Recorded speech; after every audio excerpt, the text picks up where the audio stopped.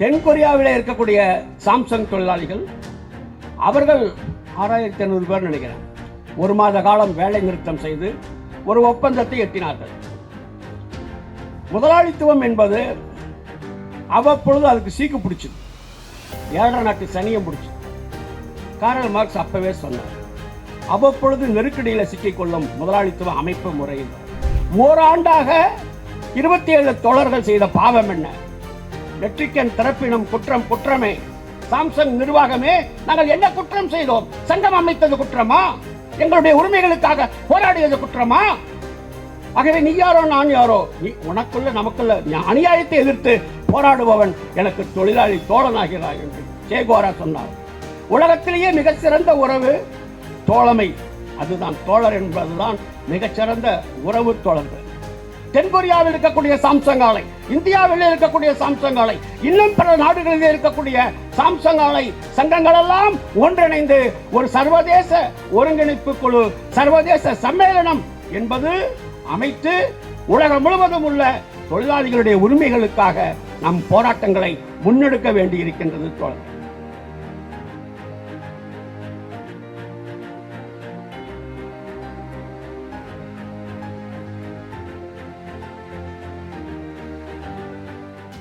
அமைச்சரிடமிருந்து வாக்குறுதி பெற்றோம், அதை அமலாக்க கோரி உண்ணாவிரதம். வாக்குறுதி சும்மா கிடைக்கல, அதுக்கு நீண்ட நெடிய போராட்டம். அந்த போராடி வாக்குறுதியை பெற்ற பிறகு அதை அமலாக்க கோரி மீண்டும் போராட்டம். இதுதான் வாழ்க்கையினுடைய யதார்த்தம் தோழர்களே. விசாகப்பட்டினத்தில் சிஐடியினுடைய 18வது அகில இந்திய மாநாடு ஜனவரி 4 5 நாட்கள் நடந்து முடிந்தது. அந்த மாநாட்டு அறிக்கையில் சாம்சங் தொழிலாளிகளுடைய போராட்டத்தை வெகுவாக 37 நாட்கள் நடந்த போராட்டத்தை எல்லாம் வெகுவாக பாராட்டி இருக்கிறார்கள். இந்தியா முழுவதும் 69 லட்சம் உறுப்பினர்களை கொண்ட சிஐடி தோழர்கள் மத்தியில் இந்த செய்தி ஏற்கனவே சென்று போய் சேர்ந்திருக்கிறது. தென்கொரியாவில் இருக்கக்கூடிய சாம்சங் தொழிலாளிகள் அவர்கள் 6500 பேர் நினைக்கிறேன் ஒரு மாத காலம் வேலை நிறுத்தம் செய்து ஒரு ஒப்பந்தத்தை எட்டினார்கள். முதலாளித்துவம் என்பது அவ்வப்பொழுது அதுக்கு சீக்கு பிடிச்சது, ஏழரை நாட்டு சனியம் பிடிச்சது. காரல் மார்க்ஸ் அப்பவே சொன்னார், அவ்வப்பொழுது நெருக்கடியில் சிக்கிக்கொள்ளும் முதலாளித்துவ அமைப்பு முறையினர். 2008 பிடிச்ச சீக்கு இன்னும் தீரல. They are inside the tunnel, டார்க்னஸில் தான் இருக்காங்க, வெளிச்சம் கிடைக்கல. வழக்கமாக நெருக்கடி ஏற்படும். ஒரு மக்களுடைய வாங்கும் சக்தியை அதிகரித்து கன்சியூமரிசம் நுகர்வு தன்மையை அதிகப்படுத்தி அவங்க உற்பத்தி செய்திருக்கிற பண்டங்களுக்கு கிராக்கி ஏற்படுத்தி ஒரு தீர்வு காண்பார்கள். இந்த முறை அந்த மாதிரி எந்த தீர்வும் அவங்களால கண்டுபிடிக்க முடியல. 2008 முதல் கடந்த 17 ஆண்டுகளாக உலக முதலாளித்துவம், நிதி முதலாளித்துவம் நெருக்கடியில் தான் இருக்கிறது. இந்த நிதி முதலாளித்துவத்தினுடைய நெருக்கடியை, அதனுடைய சுமைகளை யார் தலையில் கட்ட பார்க்குறாங்க? தெற்குலக நாடுகள் மத்தியில் தொழிலாளி வர்க்கத்தின் தலைமையில், அவர்கள் தலைமையில் இந்த சுமைகளை திணிப்பதற்கு உலக முதலாளித்துவம் தொடர்ந்து முயற்சி செய்து வருகிறது. அவங்களுக்கு லாபம் கம்மியானால் ஒரு வெறி வந்துடும். முதலாளித்துவமே லாபத்தின் அடிப்படையில் தான் செயல்படுது.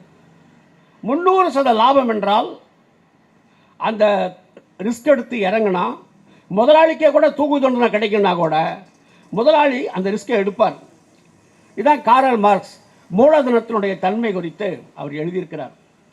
ஆகவே உலக முதலாளித்துவம், குறிப்பாக நிதி முதலாளித்துவம் தங்களுடைய லாபம் குறையக்கூடாது என்பதற்காக உலக உழைப்பாளி மக்களை வரலாறு காணாத வகையில் சுரண்டுவது என்று முடிவெடுத்து பல்வேறு முதலாளித்துவ நாடுகளில் நவீன தாராளமய கொள்கை அது இன்னைக்கு அமலாகிட்டு. IMF, உலக வங்கி, உலக வர்த்தக அமைப்பு கட்டளைகளால் நிர்பந்தங்களுக்கு ஏற்ப எல்லா முதலாளித்துவ நாடுகளிலும் இந்தியா உள்பட முதலாளித்துவ தாராளமய கொள்கைகள் தான் அமலாக்கி கொண்டிருக்கின்றார். கார்ப்பரேட்டுகளுக்கு எந்த வகையிலும் லாபம் குறையக்கூடாது என்றால் அவர்களுக்கு தேவை தொழிற்சங்கமே இல்லாத ஒரு தொழிற்சாலை. தொழிற்சங்கம்னா அவங்களுக்கு ஏதோ கெட்ட வார்த்தை மாதிரி நினச்சிக்கிறாங்க. தொழிற்சங்கமே இருக்கக்கூடாது, சங்கம் அமைக்கும் உரிமை கூடாது, கூட்டு பேர உரிமை கூடாது, வேலை நிறுத்த உரிமை கூடாது. இம்மென்றால் சிறைவாசம், ஏனென்றால் வனவாசம். தடி எடுத்தவன் தண்டல்காரன், கோல் எடுத்தவன் கொண்டல்காரன். எதேச்சாதிகாரம், நவீன பாசிச எதேச்சாதிகாரம் தான் நம்ம நாட்டிலையும் சரி, பல முதலாளித்துவ நாடுகள்லையும் இருக்கு. மோடிக்கு அண்ணன் அர்ஜென்டினாவில் ஒருத்தர் இருக்கிறார், ஜேவியர் மிலே. அவருடைய தாராளமய கொள்கை தீவிரப்படுத்தினார்.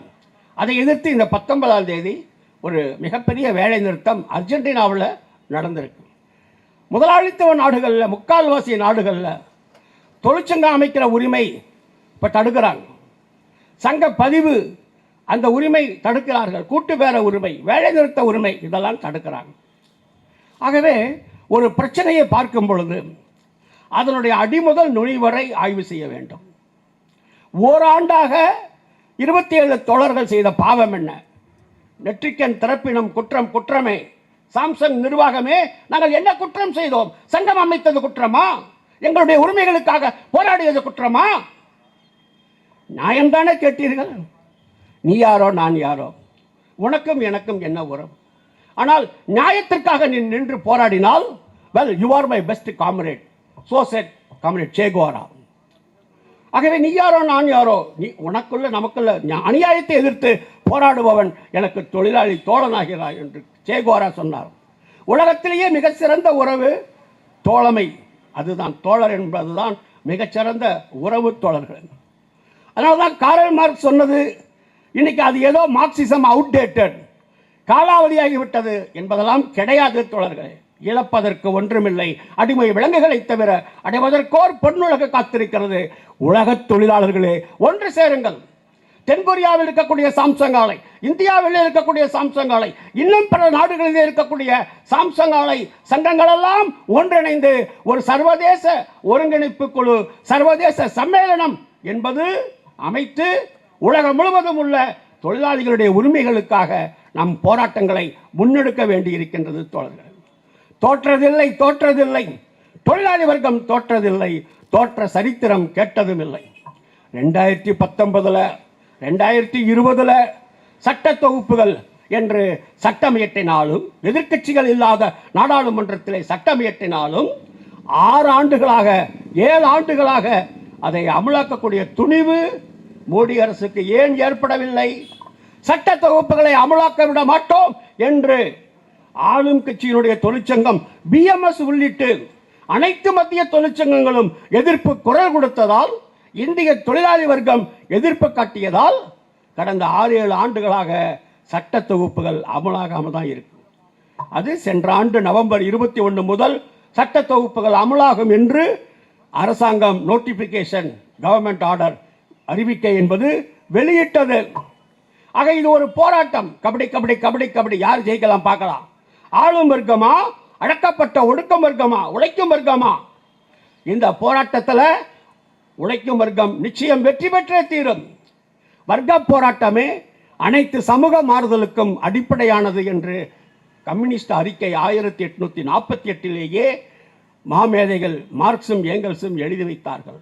நாம் நடத்துகிற ஒரு போராட்டம் சாம்சங் ஆலையில் மட்டுமல்ல, காஞ்சிபுரம் மாவட்டத்திலே அனைத்து ஆலைகளிலும், அனைத்து பன்னாட்டு ஆலைகளிலும் இருக்கக்கூடிய தொழிற்சங்கம் அமைத்ததற்காக இப்படிப்பட்ட பழிவாங்கும் நடவடிக்கைகள் அனைத்தும் வாபஸ் பெறப்பட வேண்டும்.